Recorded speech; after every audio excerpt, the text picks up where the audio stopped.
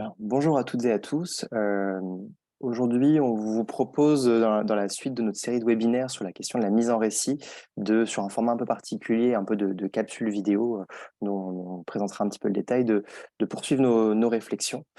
Donc, je suis Léo Nicolet, je suis membre de l'association Une fonction publique pour la transition écologique, FPTE pour l'acronyme, donc une association de tout agent public, des trois versants de la fonction publique et qui travaille à pousser les questions de transition écologique d'un point de vue professionnel.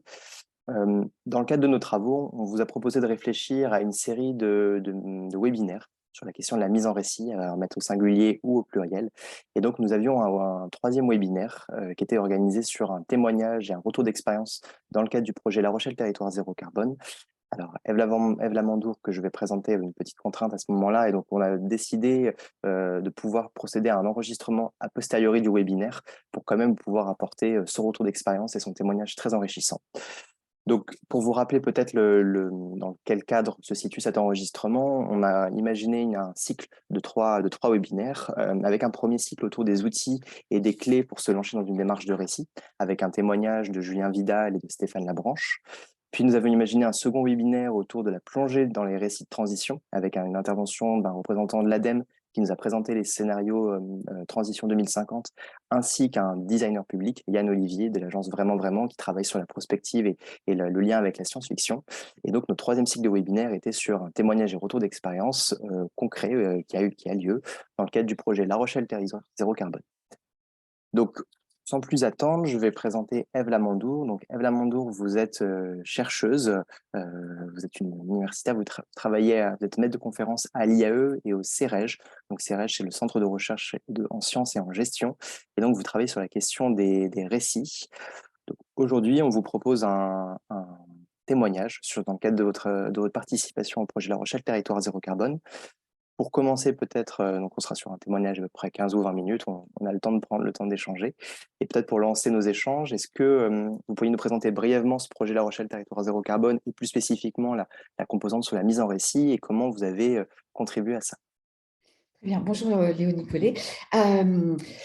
Ce projet donc de La Rochelle Territoire Zéro Carbone, c'est l'objectif de la communauté d'agglomération de La Rochelle, donc 28 communes, de parvenir à l'horizon 2040 à une neutralité carbone sur ce territoire de 28 communes. Alors, une neutralité carbone, ça ne veut pas dire aucune production carbonée, ça veut dire qu'on est capable de compenser la production du territoire. Alors, cette compensation, elle se fait de manière extrêmement variée et on est sur un projet qui est de fait un projet extrêmement technique, technologique, qui va avoir des impacts sur les infrastructures, les modes de chauffage, les modes de déplacement, les modes d'éclairage, sur finalement les manières de travailler aussi sur le territoire. Et on est sur un projet qui prend en compte, bien sûr, les changements environnementaux, climatiques, et on est sur un territoire littoral avec une côte qui est d'un niveau assez bas. Donc, il y a des implications très fortes sur ce territoire, ce qui explique aussi son implication dans ce projet. Donc, la neutralité carbone, pour vous donner un exemple, c'est par exemple de mettre en place des puits de carbone. Donc, les puits de carbone, ça peut être de l'espace forestier, arboré. C'est aussi sur le territoire la mise en place ou le développement de marais, de zones de marais, notamment sur le quartier de Tadon à La Rochelle, qui a été renaturé pour effectivement valoriser cette captation de carbone. Donc l'objectif, c'est effectivement anticiper les changements avec un impact très fort sur tout ce qui va être infrastructure. Donc, ma contribution en tant que chercheuse universitaire en sciences de gestion, elle n'est pas du tout sur l'aspect technologique ou technique du projet, elle est beaucoup plus sur la manière dont on va raconter le projet pour que les citoyens, mais aussi les agents du territoire, mais aussi, donc je parle des fonctionnaires territoriaux, mais aussi les élus puissent s'en saisir. Et l'objectif qui avait été développé avec le service de sensibilisation de la communauté d'agglo, c'était d'être capable de mettre en récit ce que serait finalement La Rochelle en 2040. Donc, la manière dont on a procédé, l'idée de cette mise en récit elle peut être datée très précisément, hein. Les premiers contacts entre l'université et l'agglo, c'était début 2019. Le projet a vraiment démarré un an plus tard. Et en mars 2020, non seulement il y a un confinement, mais le groupe de travail se met en place. Et j'étais extrêmement surprise de voir que, en dépit des contraintes, donc des réunions uniquement en ligne, à distance, le groupe de travail s'est impliqué très largement dans ce projet. Et donc, qu'est-ce qu'on va dire, les 6 à 8 premiers mois, on est sur une étude prospective. À quoi va ressembler le territoire en 2040 ? Qu'est-ce qu'on en sait? Qu'est-ce qu'on peut en dire aujourd'hui de façon technique, scientifique, sur les évolutions possibles? Donc, ce groupe de travail s'est réuni 1 à 2 fois par mois. On avait 15 à 20 personnes, des acteurs du territoire, donc des agents publics, mais aussi des universitaires, des gens des écoles d'ingénieurs, mais aussi des gens du secteur associatif, qui sont aussi acteurs des changements sur le territoire. Et on a mis en place une base de données en ligne, ouverte, que chacun alimentait avec des temps de discussion sur possible, pas possible, acceptable, pas acceptable. Et à partir voilà, de ces 8 à 9 mois d'information, on a eu suffisamment d'éléments pour se dire, là maintenant, on peut raconter 2040. Et donc, personnellement, en tant que chercheuse qui travaille justement depuis ma thèse, sur les questions de récit, d'imaginaire, de représentation, eh bien, j'ai travaillé avec 2 doctorantes. La première, Mathilde Leclerc, s'est impliquée dans justement ces interviews. Donc, l'idée, c'était que nous allions interviewer des habitants du territoire en 2040. Donc, Mathilde Leclerc et moi-même, nous avons fait des interviews de ces habitants en 2040 et nous les avons partagées alors, au fur et à mesure avec les membres de l'équipe de travail qui ont dit non, pas d'accord, et puis sur lesquels on a eu des discussions qui ont permis de faire évoluer ces scripts et ces récits. Et donc, voilà un petit peu sur cette dimension. La manière dont on a alimenté les récits, donc les récits sont assez courts et il s'agit du témoignage de 15 personnes de profils très différents qui vont d'une élève de 9 ans à des actifs jeunes ou âgés, des retraités, des gens qui sont présents sur les métiers de l'ostréiculture, sur les métiers de l'agriculture, sur les métiers des technologies, de l'immobilier, etc., etc. Donc, des gens de profils extrêmement divers sur les nouveaux métiers. Hébergeur zéro carbone, qu'est-ce que c'est un hébergeur zéro carbone en 2040? Donc, on a essayé de rendre compte des évolutions sur les territoires et de prendre en compte, évidemment, les impacts des changements climatiques qui, quels que soient nos comportements, sont avérés et seront encore plus marqués en 2040. Au-delà de ces 15 récits, quel était leur objet? C'était d'avoir une approche ludique, plus que didactique, ludique, de ce que peut être le territoire en 2040. Et d'offrir ces récits, alors sous des formes diverses, on viendra peut-être un peu sous les formes ensuite, à la lecture, à la découverte de tous, scolaires, acteurs divers du territoire, pour les amener à se projeter dans le futur et se dire oui, ça c'est possible, ça c'est pas possible, là j'y crois pas. Mais l'idée, c'est effectivement d'avoir un outil facilitateur. Aujourd'hui, tout le monde peut être informé sur ce que sera 2040. L'information a tendance à aller vers du dystopique. Et c'est vrai que sur les récits, on voulait aussi, dans cette dimension ludique, donc on n'est pas sur de l'information purement, on est vraiment sur Madame Machin, qu'est-ce qu'elle a à nous dire de 2040, son témoignage à elle. Donc, c'était vraiment l'idée. C'est effectivement d'avoir un retour de citoyen à citoyen et pas un discours de savant à citoyen. Donc, ça, c'était vraiment important pour que chacun, finalement, s'empare du sujet et commence à réfléchir, finalement. Est-ce qu'il est possible de continuer à vivre comme maintenant en 2040 ? Donc, c'est amener chacun à prendre la réflexion en main. D'accord. C'est très intéressant. Donc, on voit bien que cette question de la mise en récit dans le cadre de votre projet, ça passe par la constitution de ces récits plutôt ludiques, si j'ai bien compris, avec une optique facilitateur et dans l'échange d'un citoyen à un citoyen. Est-ce que, pour prolonger la réflexion, vous auriez d'autres exemples de mise en récit, parce que ça, c'est un format qui a été choisi, qui aurait été fait par d'autres acteurs publics dans le temps, voire peut-être même avec une échelle internationale, si vous avez cette expérience-là. J'ai cru comprendre quand on préparait que vous aviez d'autres témoignages. Alors, je dirais, je pourrais donner deux grands exemples qui ont été assez marquants. En France, sur un acteur public, on a une entreprise publique à l'époque, EDF, Électricité de France. On est au début des années 80 et l'entreprise est une très grande entreprise publique avec un contrôle extrêmement important et un regard de l'État sur ce qu'on dit sur l'entreprise ou pas, avec une entreprise très syndiquée par ailleurs. Donc, les évolutions de l'entreprise sont sensibles. Et un des services de l'entreprise va contacter des chercheurs de l'école des mines, des chercheurs qui font partie du groupe de recherche qui s'appelle le CRG, Centre de recherche en gestion, et ils vont leur demander d'aider la structure.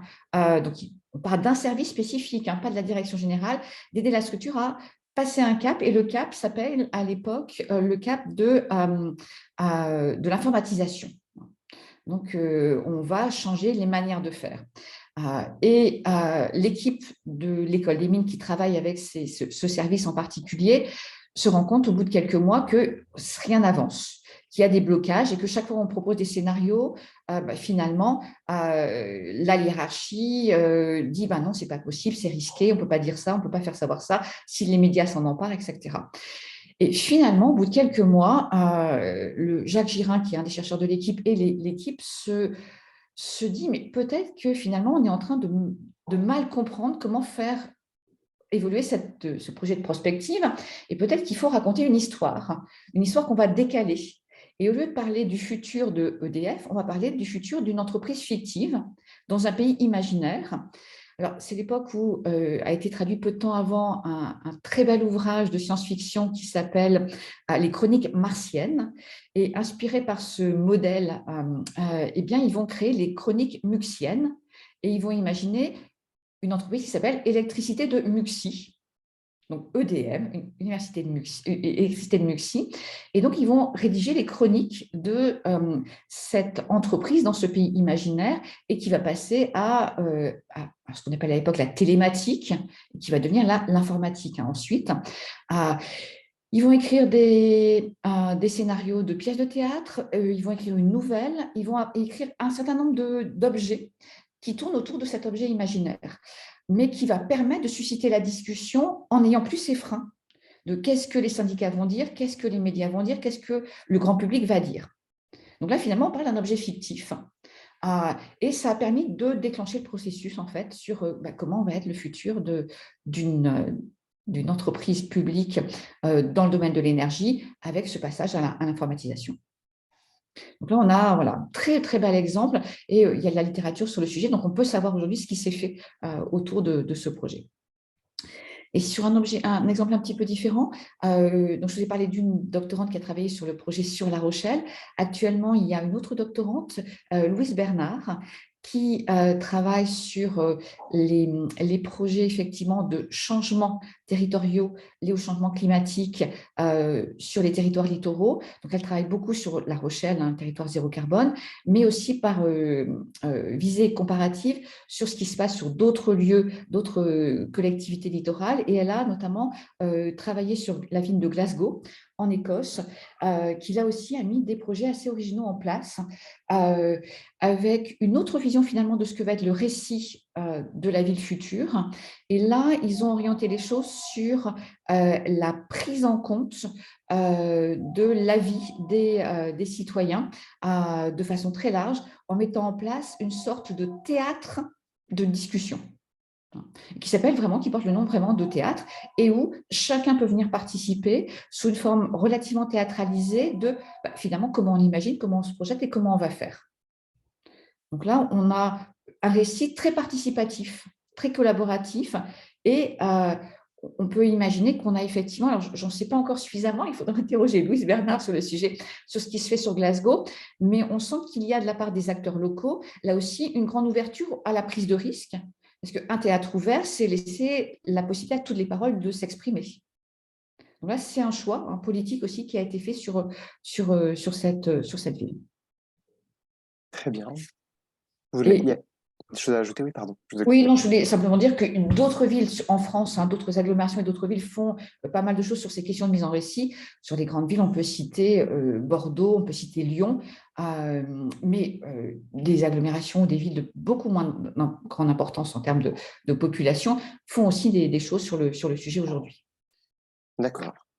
Merci pour ces retours. Alors, on voit qu'ils sont assez différents. Du coup, pour ma part, en tout cas, je comprends que le EDF, avec son pas de côté, est parti d'un objet fictif, mais du coup, qui ne se prêtait pas trop forcément à la discussion. Là où Glasgow, lui, est sur une démarche un peu plus participative et ouverte. On voit bien que peut-être le projet, dans le cas du projet La Rochelle, territoire zéro carbone à La Rochelle, on se situe un peu entre les deux. Ça semble quand même assez atypique comme démarche, même si on voit que ça se développe. Vous, en tant que chercheuse, pourquoi est-ce que ça vous semble atypique qu'à l'échelle de l'administration, il y ait ce type de démarche aujourd'hui? Alors, je pense que c'est en train de se développer, ce type d'approche, mais effectivement, c'est relativement nouveau.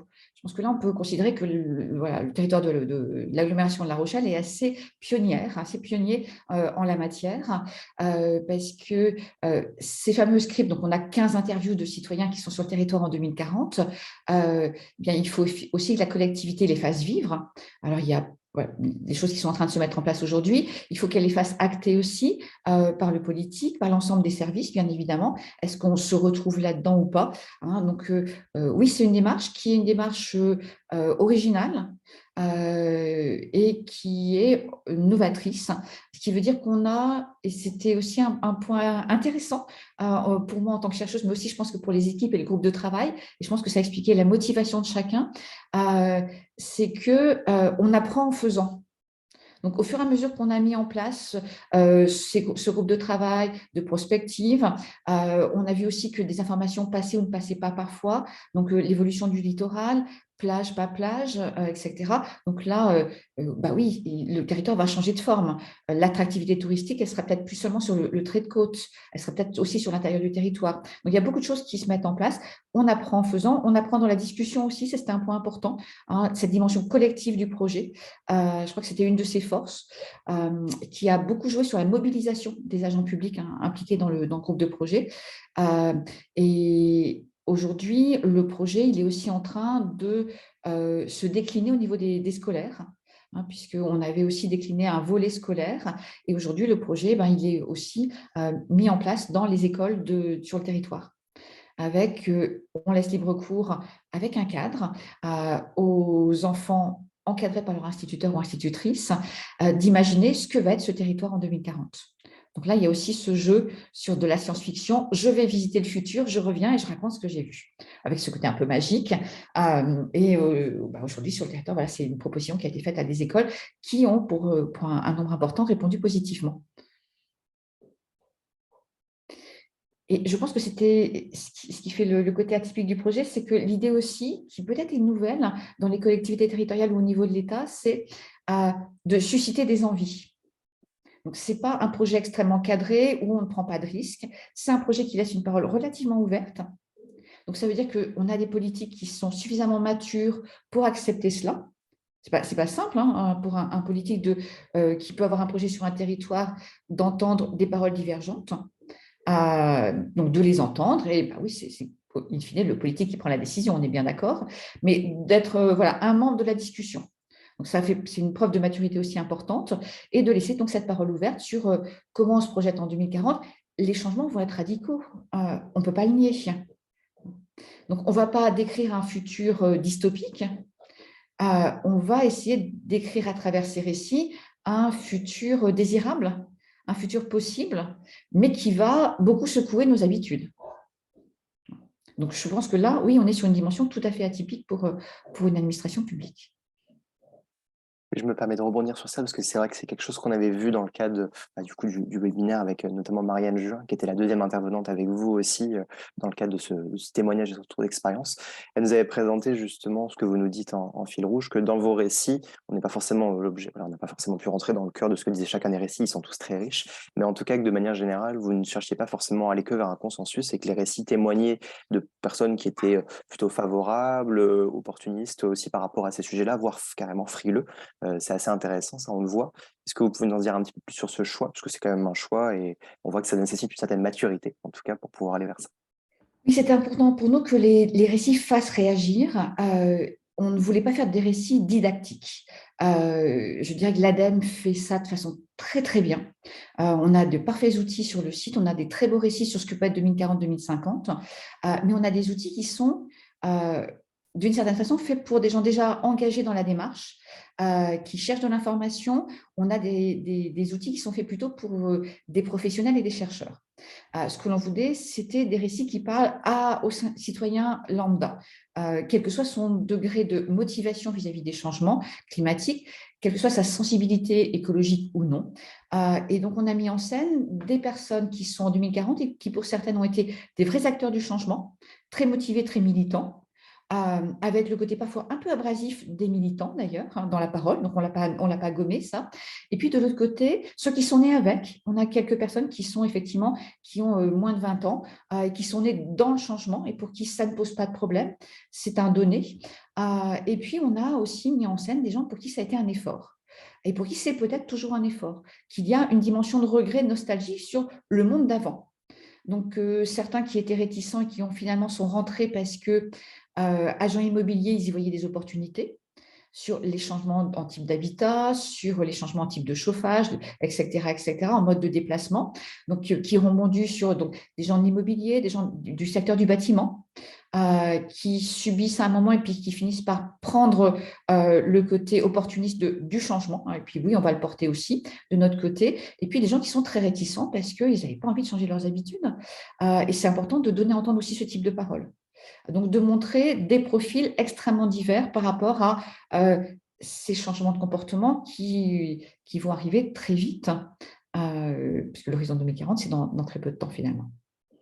Tout à fait. Merci pour ce complément. Du coup, alors on s'achemine vers la fin de notre interview. Peut-être une dernière question, alors qui nous intéresse tout spécifiquement au sein de l'association Une Focus Publique pour la transition écologique, puisque du coup l'objet de l'association, elle concerne essentiellement des agents publics et l'idée c'est de leur proposer aussi des outils pour voilà, faire avancer ces sujets-là. Donc j'ai une question un peu autour de ça. Selon vous, du coup, au vu de votre expérience, comment des agents publics peuvent accompagner ou non ce type de démarche de mise en récit? Alors, je pense que c'est oh oui, oh oui, les agents publics peuvent accompagner absolument ce type de démarche. Alors, je dirais qu'il y a plusieurs manières de procéder. Une première manière, c'est de sauter dedans. C'est-à-dire que les récits qui, là, ont été écrits par des personnes extérieures, donc une équipe de recherche universitaire, on peut très bien imaginer avoir un accompagnateur universitaire ou venant du monde de l'écriture qui accompagne les volontaires au sein d'une collectivité ou d'une administration publique ou d'un service spécifique. Pourquoi laisser à des spécialistes écrire des récits quand on peut les écrire aussi soi-même? Donc là, bien sûr, il faut être guidé. Peut-être qu'il peut y avoir une animation, mais dans les entreprises, ça s'est mis en place. Il y a des entreprises qui, aujourd'hui, sont en train d'écrire les récits du futur accompagnés par des gens qui viennent du domaine de la littérature, par exemple. Vous avez beaucoup de choses qui sont chez Dassault Systèmes, qui travaillent énormément sur la science-fiction. C'est étonnant, hein. Et donc, avec cette idée de décrire le futur en partant des récits que peuvent écrire les salariés de l'entreprise. Donc, les agents publics peuvent très bien essayer de monter ce qui s'est fait notamment sur La Rochelle, c'est finalement une base de données, notre territoire, quels sont les enjeux à l'horizon 2040, ça peut être la montée des eaux, mais ça peut être tout à fait d'autres choses.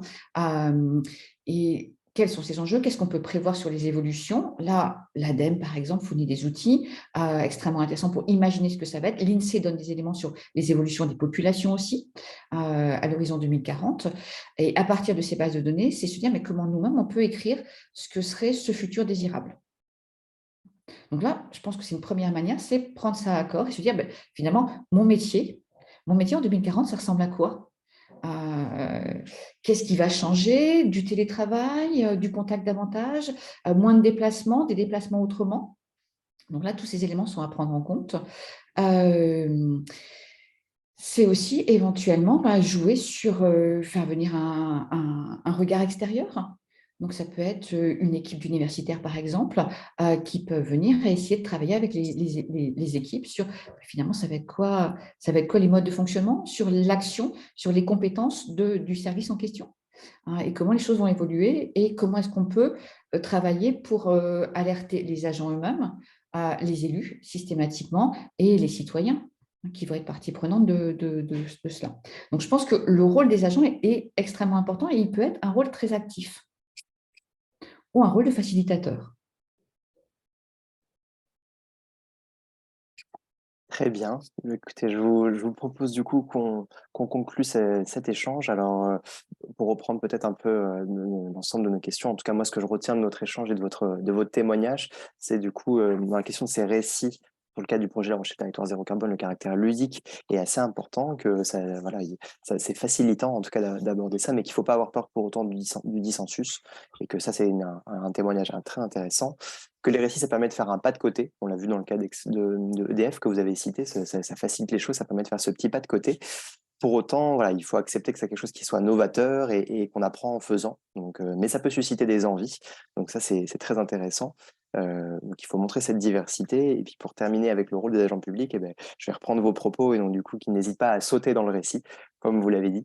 Et c'est intéressant, je trouve aussi votre question, la question que vous ouvrez, alors qui est pour le coup peut s'étendre un peu plus large sur les agents publics, mais qu'est-ce que sera mon métier en 2040? Et je trouve que c'est une belle manière de conclure un peu cette question et de se projeter dans son imaginaire.